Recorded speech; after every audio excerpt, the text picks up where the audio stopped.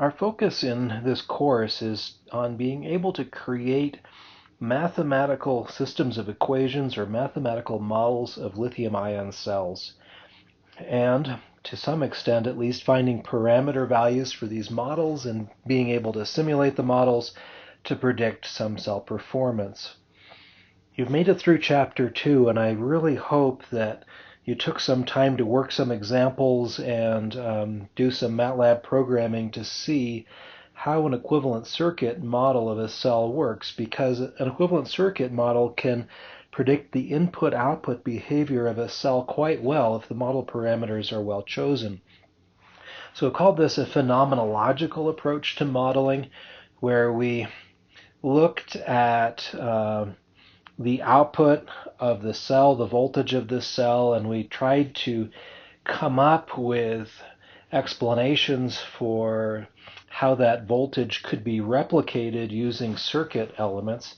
But none of this really relied on a physical understanding of what was happening internal to the cell. And we're turning a corner now where we're changing our approach to modeling. We've seen the empirical modeling, and now we're looking at physics-based models. This figure here is something that I really like. It shows empirical models and physics models at different scales, and really it's the roadmap for this course. And I think this is the first time we've seen this figure. On the top, it talks about empirical modeling or equivalent circuit modeling as one example. And these models describe cell behavior using cell scale ordinary difference equations. And the values, the parameter values for those equations are found by empirical system identification techniques like we just recently saw. So we do an open circuit voltage test, and then we do some dynamic test. We do some nonlinear optimization in order to find hysteresis parameters and time constants of RC filters and so forth. But we get a cell scale ordinary difference equation model out of it that's based empirically on collecting a lot of data and basically doing a curve fit. The predictions that come from these models are what I'll call empirically based predictions. And they tend to work pretty well in predicting the current to voltage behavior in scenarios very similar to those used to train the model parameters. But if the scenario is quite different from that used to train the model parameters, there's no guarantee that the empirical model will work very well. They interpolate, but they don't extrapolate especially well, generally speaking. It's just like a curve fitting problem. We can also do some aging tracking with empirical models, specifically statistical models of counting how long we've been at certain temperatures and certain states of charge and so forth. That's beyond the scope of what we look at here, but it's possible to come up with empirical models that capture aging reasonably well. But there are limitations to the predictions, let's say that. Physics-based models are represented on the bottom part of this picture here, so this flow chart.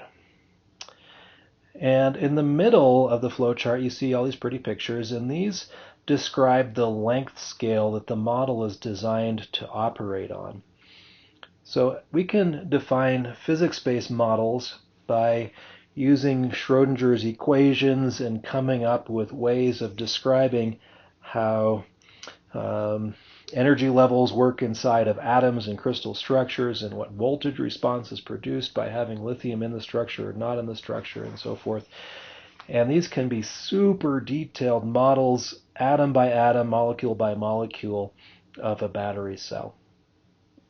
So physics-based models do start at the molecular scale, and we do not consider that in this course. That is beyond the scope of my knowledge, certainly, and beyond the scope of what we need to come up with really good physics models. What you actually get out of a molecular scale model is a good idea of what open circuit potential is for an electrode material, And you also get out of it certain things like diffusivity constants, and we'll describe what all those mean later on in this chapter.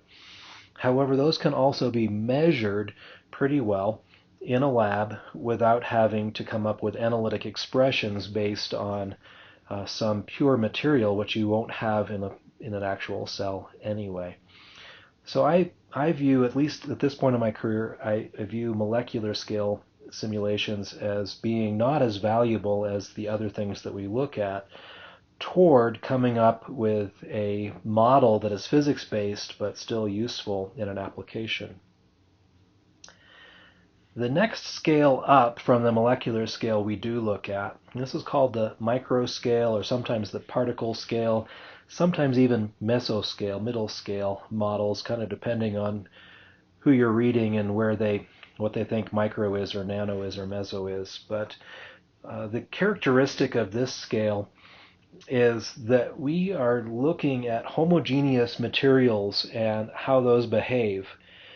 So I might be looking at a solid particle in an electrode, one particle, and looking inside that one particle to see how does lithium diffuse inside that particle and what does the electrical potential look like at different points.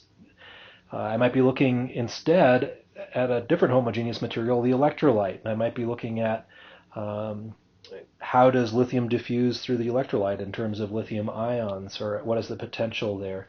I might be looking at the boundary between the solid particle and the electrolyte and asking how quickly does lithium move from the solid to the electrolyte, or vice versa. What we are not doing in the microscale model is we are not considering the solid and the electrolyte together. They can be simulated together in the same simulation, but the solid equations belong to the solid and the electrolyte equations belong to the electrolyte, and we simulate them separately. And so we really have to describe a small volume of particles that we would simulate, and we have to define all of the boundaries and the sizes, the three-dimensional geometries of these particles, and all the materials involved, and many, many, many things. It's very important, I think, to understand what happens at the particle scale, but for us to be able to simulate an entire cell at the particle scale is really beyond the ability of modern computers to do it quickly, certainly nowhere near quickly enough for an application. The particle scale is really a volume average of the molecular scale. When I look at the equations that describe how lithium moves through a particle, it's averaging out over some range here in the molecular scale of lithium moving through that and getting an average behavior. And to go from the microscale to the next scale up, we do the same kind of thing. So I take a volume that has some particles in it, and I average over that entire volume to get what we call a continuum scale model. The major difference between the microscale model and the continuum scale model is that in the continuum scale model, my volume that I'm looking at, my sample volume, is assumed to have both the solid particle and the electrolyte together, and the equations describe the joint behavior. It considers them separately, but it also considers the impact of one on the other very directly in the continuum scale models. And these models are ones that are averaged to the extent that we can simulate these on a desktop computer fairly readily, and we will be doing that. But they're still coupled partial differential equations that are too large in computational complexity to simulate on or to use inside of some battery management algorithm.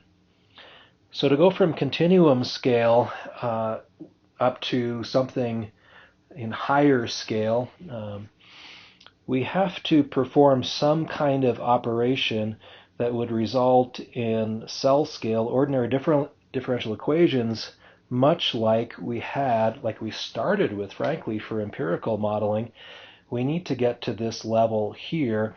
So there's a process that we will discover that can take a continuum scale partial differential equation and turn it into an approximate set of ordinary difference equations that models the continuum scale equations with high fidelity but much lower complexity. At the end of all of this, we get physics-based predictions.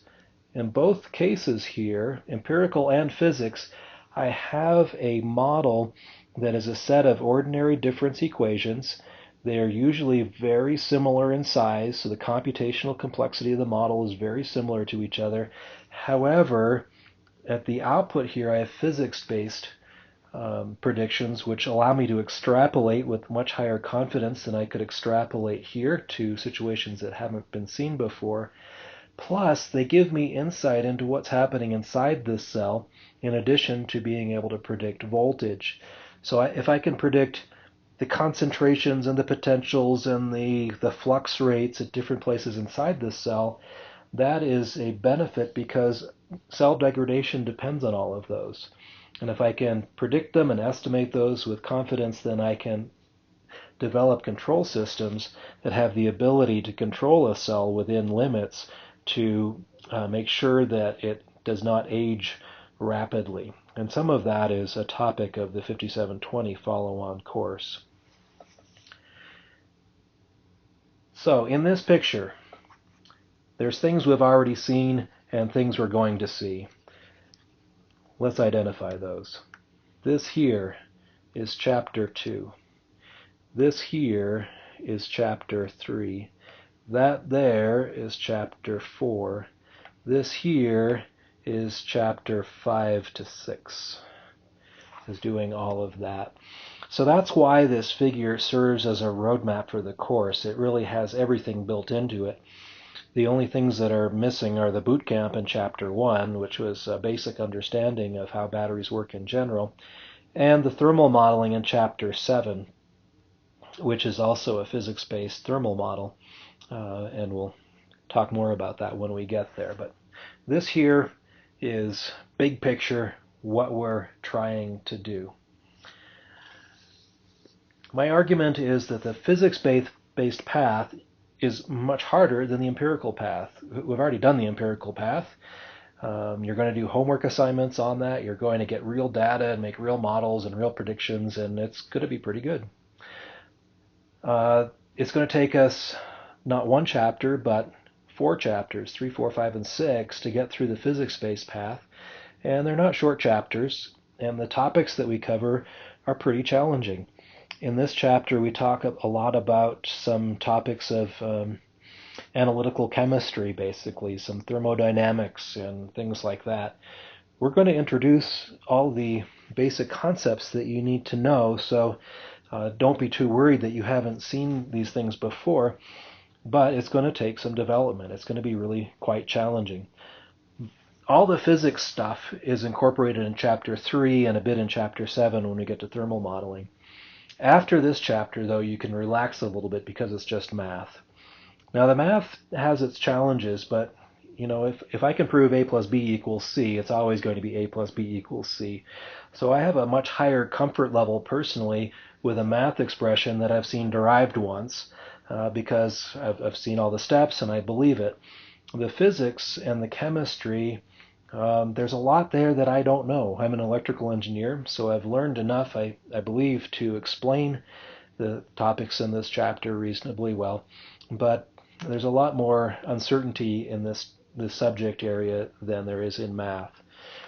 So this is an important chapter. It forms the foundation because we develop Chapter 4 from Chapter 3. We develop Chapter 5 from Chapter 4. We develop Chapter 6 from Chapter 5. So it all builds. This is important.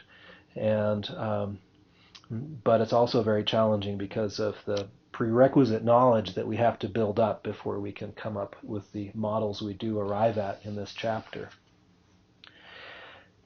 So because this chapter is long, this is the long, I've already talked about this, by the way.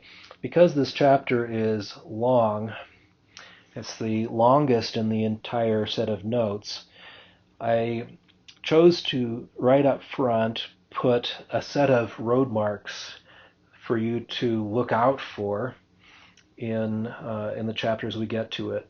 We are really deriving 5 equations. That's our entire focus of this chapter, is to build up the background to derive 5 equations. And these are the microscale model equations. And there's some vector calculus we need, and we'll develop that. And there's some physical chemistry, and we'll develop that. After this, the chapters focus on converting these to continuum models next chapter, and finally to cell scale ODEs. But in particular, in this chapter, we want to develop this first equation, which describes charge conservation in the homogeneous solid. I'm not even going to tell you what these terms mean yet. You're going to find out pretty soon what they mean, and it's not going to look nearly as scary eventually as it does now. The second equation is what we call mass conservation in the homogeneous solid. So these equations describe what's happening inside the particles. The next 2 equations are the same type of equations for the electrolyte. So I've got mass conservation and charge conservation in the electrolyte. And finally, I've got an equation that describes the rate of lithium movement between the solid and the electrolyte. If you're anything like me, the first time that I saw these equations, I had picked up a journal paper that looked interesting to me, and I saw these equations, and I put the journal paper down, and I came back to it only years and years later. These equations look mysterious to me. I understand there are branches of electrical engineering that use these symbols, divergence and gradient and so forth, but we will develop them here. We'll introduce them when the time comes and try to give an intuitive explanation in many cases for why things are happening that are actually happening. And we're going to take it step by step. So rather than just say, here are the 5 equations, let's move on to chapter 4, which I could do, and you might not lose much, I'm not sure. I like to see things developed from first principles, to see where they came from, to see what the assumptions are that were made in developing the equations, because sometimes that's important. If the model doesn't work, you have to figure out which assumption was wrong, and things like that. So we're going to take our time. We're going to develop these equations little bit by little bit. We're going to become familiar with the notation. So the time is going to come when you're going to look at an equation like this, and right now you might be frightened to see it. I was, for sure. But you're going to look at that eventually and say, oh, that's just a diffusion equation. That's all that means. That's nothing. I've simulated diffusion equations. I know how they behave. That is something I'm not afraid of anymore. I get it. Looking at this equation here, you say, well, this part and that part look similar. This is a diffusion. So how does lithium concentration change in the electrolyte? Well, there's a diffusion term. But there's also a term here which turns out to be a migration term, the term here that turns out to be a convection term. And we're going to look at all of that, and at the end of the day, you're going to look at equations like this and say, oh, that's just a combined diffusion, migration, convection term. That's not such a big deal. So familiarity, experience, and exposure is going to make these equations a lot more happy equations for you to encounter. And especially, I think, when we simulate simple examples of those in this chapter, and so you can get a feel for a very simplified model here. And then when we create the continuum model next chapter and we can simulate the whole cell, I believe you'll begin to get a real feel for how the internal dynamics of a lithium-ion cell work. So please don't be too afraid of the equations so far. Just hang on and enjoy the ride.